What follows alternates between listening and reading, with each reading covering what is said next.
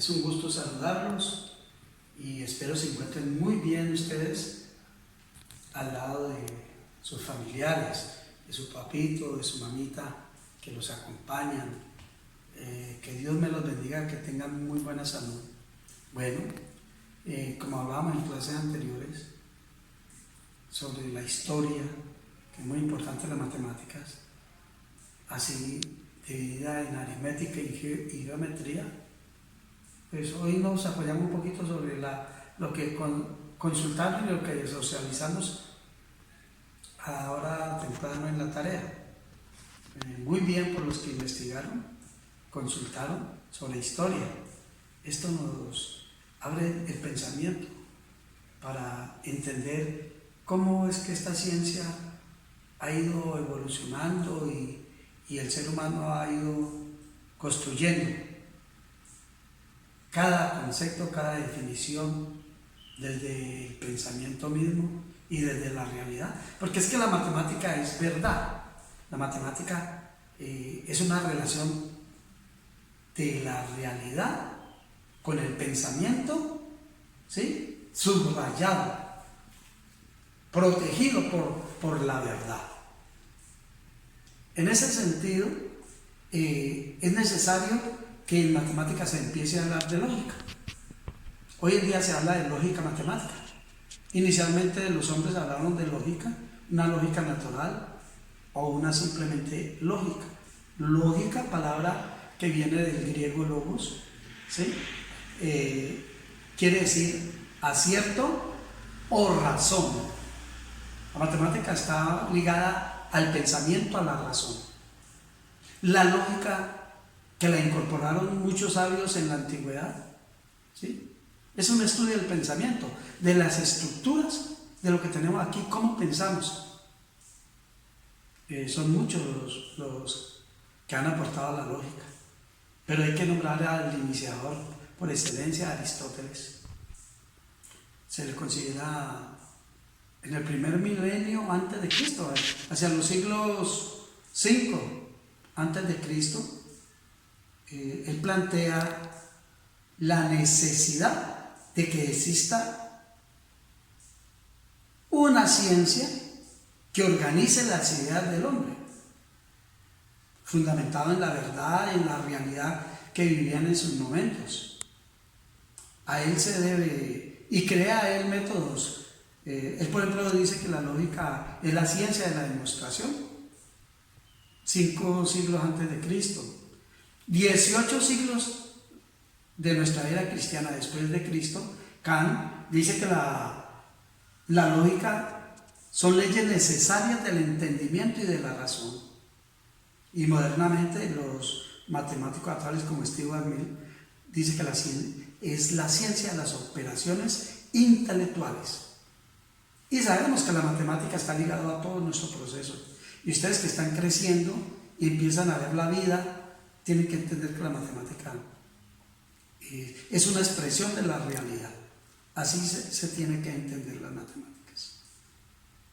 Es una necesidad, decíamos en la clase anterior, física, biológica, social. Va saliendo matemáticas de acuerdo a las experiencias del hombre.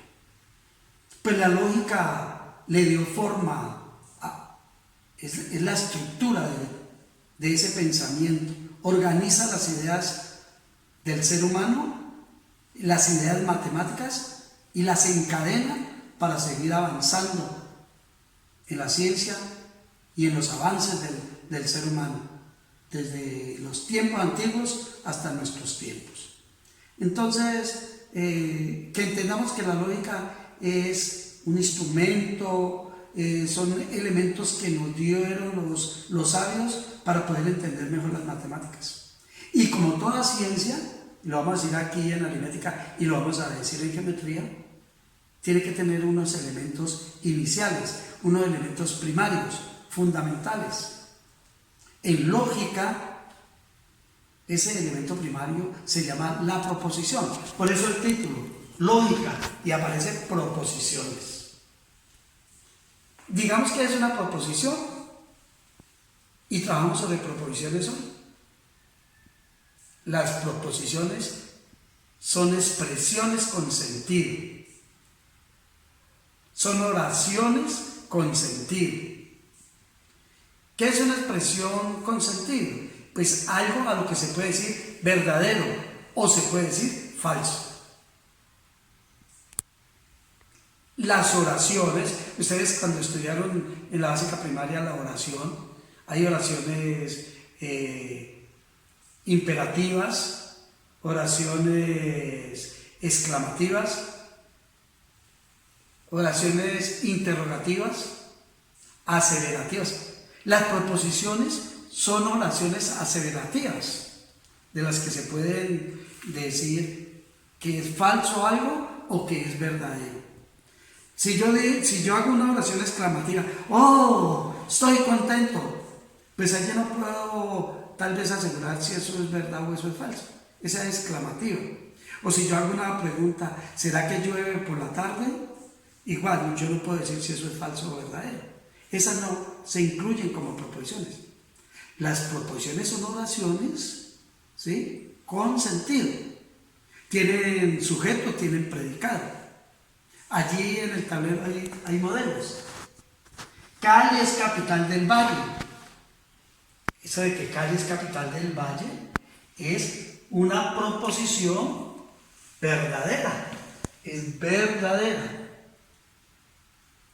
Es verdad. La llamamos ¿cómo? Se le pueden dar letras minúsculas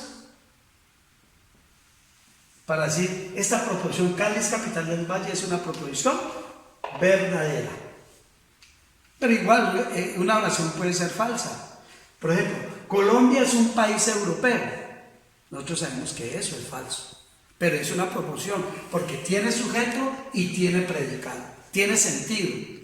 Mire, para la lógica, decir que Colombia es un país europeo tiene sentido, aunque sea un sentido de esta proposición que he llamado Q, es un sentido falso. Aquí tengo, y nuestro objeto de aprender este año es matemático, pero aquí tengo un ejemplo matemático. 3 es un número impar. Todos sabemos que eso es cierto, que 3, desde la primaria nos enseñaron nuestros profesores, recordando a nuestros queridos profesores de primaria, que 3 es un número impar, es una proposición verdadera. De modo que es muy fácil hacer proposiciones.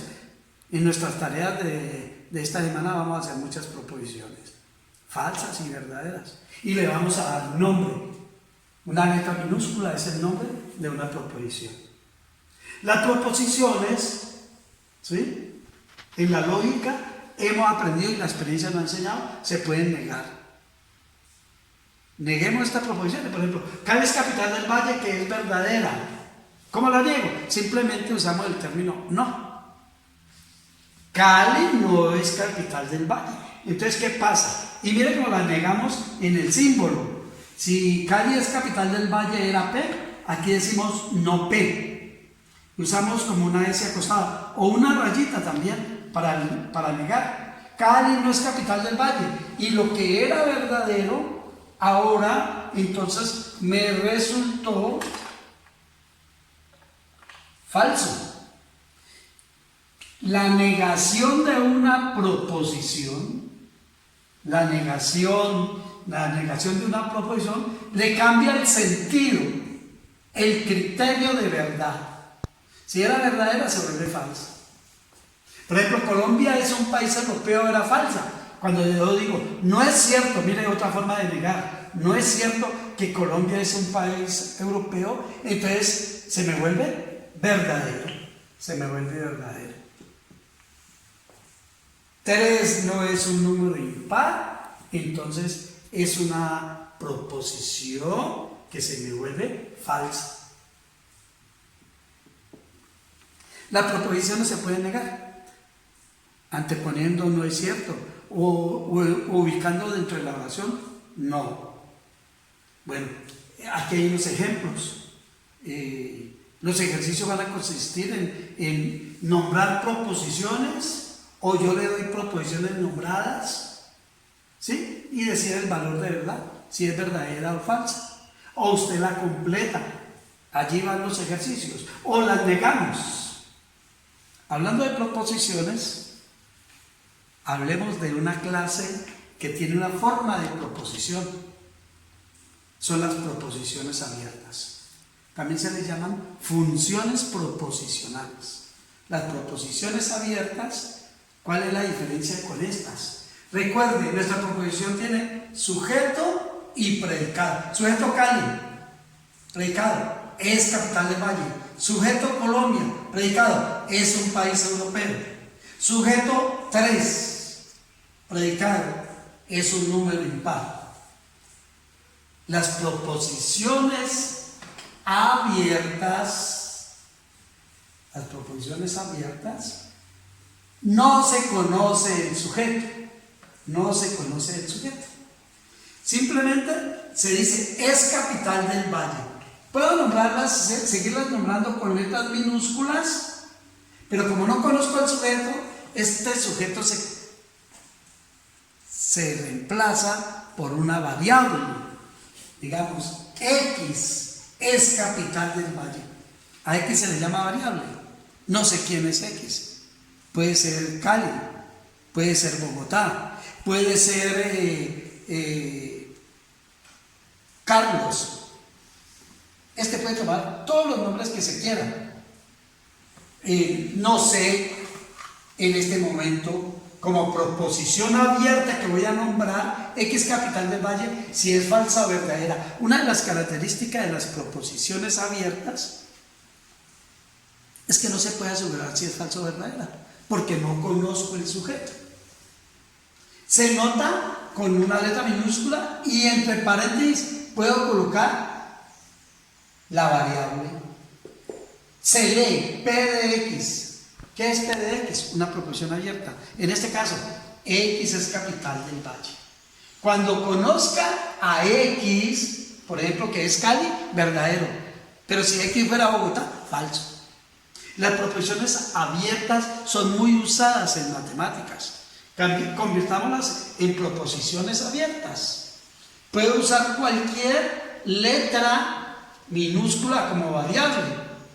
Y es un país europeo. Mire, voy a quitar el sujeto. Lo llamo M. M es un número impar. No sé quién es M. Si es 3, verdadero. Pero si es 2, falso. Las proposiciones abiertas se caracterizan porque no puedo dar un valor de verdad hasta que no conozca el valor de la variable. A esta la llamaré Q de Y, a esta la llamaré R de M. Estos son los nombres de estas proposiciones abiertas. Recuerde, proposición abierta que puedo llamar también función proposicional. En matemáticas se usan mucho las proposiciones abiertas. En primaria, en nuestra básica primaria, de pronto nuestro maestro algún día nos habló de esta proposición abierta. Voy a agregar una más. N más 2 es 8. Mire, llamémosla S de N. De pronto usted ha visto expresiones parecidas. Yo también las llamo ecuaciones en algún momento. Esta es una proposición abierta. Y las proposiciones abiertas, ¿qué no pueden preguntar? Pues que reemplacemos la variable por algo conocido, por Cali o Bogotá, por Colombia o Suiza, por 2 o por 3, por 6 o por 11. Cuando conozca esas variables, las puedo llamar, las puedo decir si son falsas o verdaderas. Vamos cerrando hoy. La lógica matemática aparece en la vida del ser humano como una necesidad para darle estructura al pensamiento, para darle forma a la razón. ¿Cómo es que pensamos? Es un idioma de las matemáticas y es necesario. Y vas a estudiar mucho sobre lógica cuando estés en 10, en 11 y en la universidad. Y qué bonito que puedas entender mucho de la lógica. Y está muy ligada a la historia de los griegos y de los antiguos y de los modernos, como Newton, Leibniz, nombrábamos en la historia la vez pasada, y todo lo que ustedes consultaron, que aplican mucho a la lógica y luego concretamente a la lógica matemática. Es un encanto hoy poderles transferir los criterios de la lógica, empezando por las proposiciones. Vamos a hablar estas primeras clases de proposiciones. Que tengan un buen día, que Dios los bendiga.